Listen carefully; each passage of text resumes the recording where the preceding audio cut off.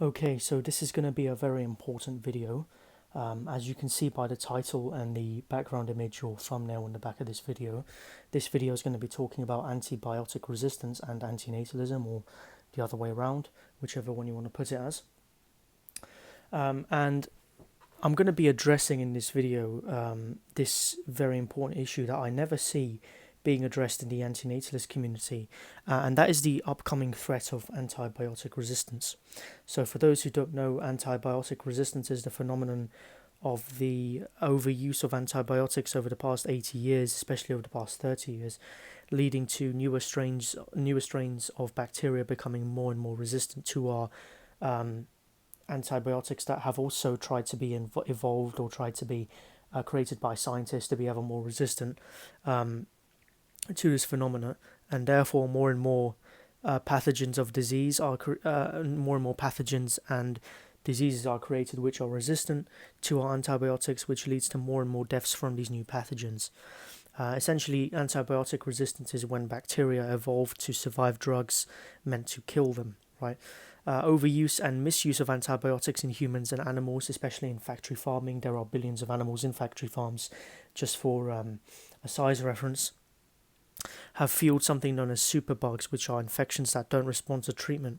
And if you think that this is a faraway issue, think that in just 2021 alone, which was 4 years ago, 4.71 million deaths worldwide were associated with antibiotic resistance.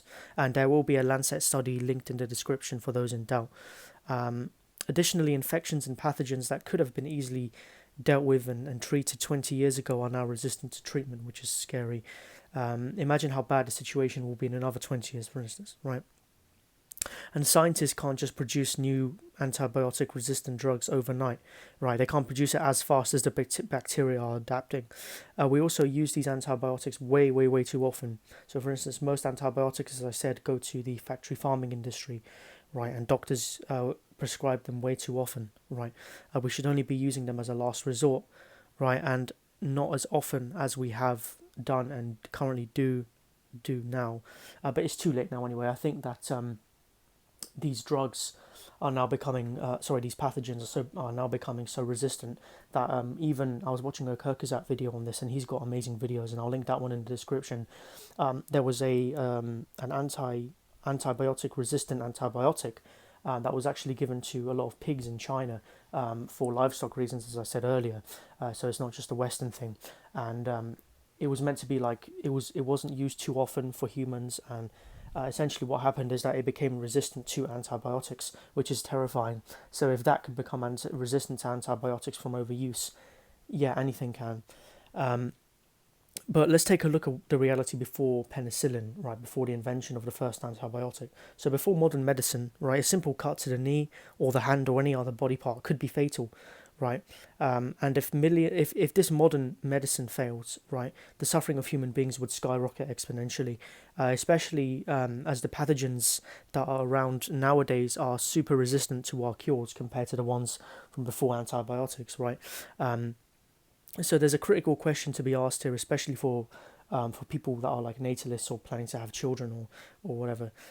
Should you keep bringing children into a world where diseases once curable could become deadly again, and not just deadly as how we used to know them as a species before antibiotics came around, but like 100 times, 1,000 times worse.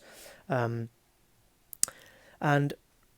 yeah, so is it responsible to create life in a system where um, on a system that's on the brink of medical collapse, basically, right?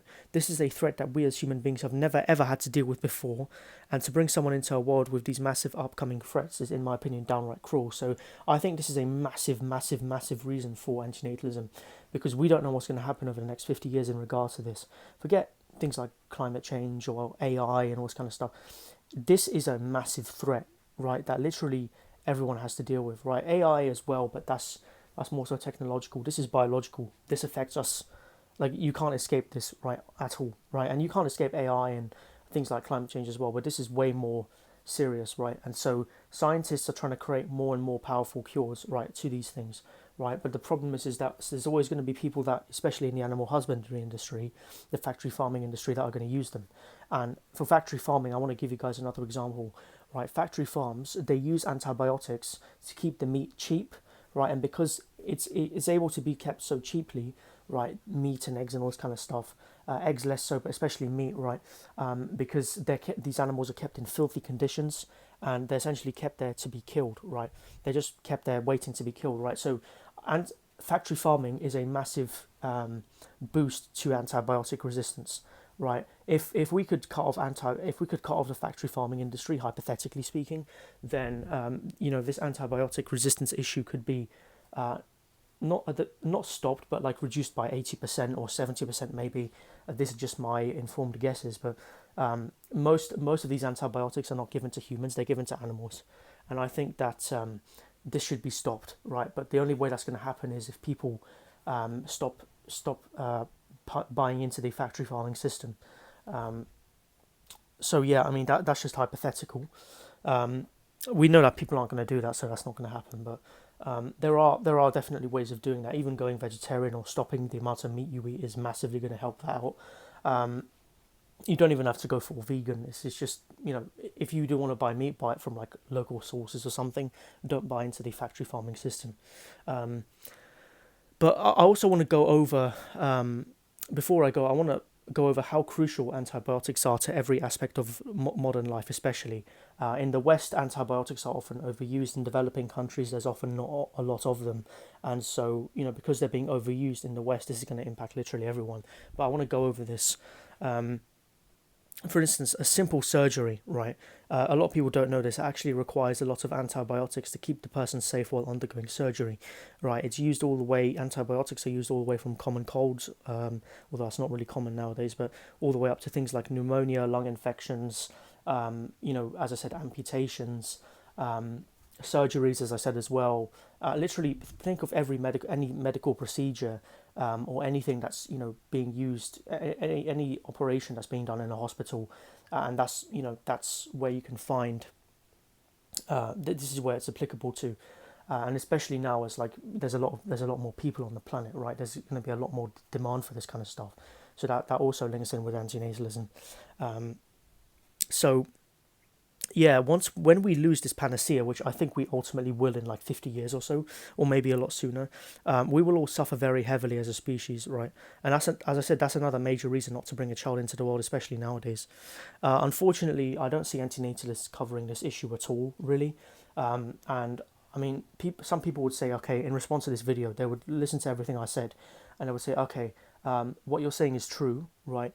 But science is going to develop a cure and we'll all be fine. And I'm like, are you sure about that? Because scientists have been trying to develop cures for this stuff for a long time, but the bacteria just keep getting more and more and more resistant. And as time goes on, the resistance of these bacteria is just going to get exponentially stronger and stronger and stronger. And science can't really keep up with that. But yeah, I would be interested to see what you guys thought about this video. Leave a like and a subscribe if you enjoyed it. I think this is a very, very serious topic, and I don't see anyone covering it at all, really. So yeah, see you guys in the next one.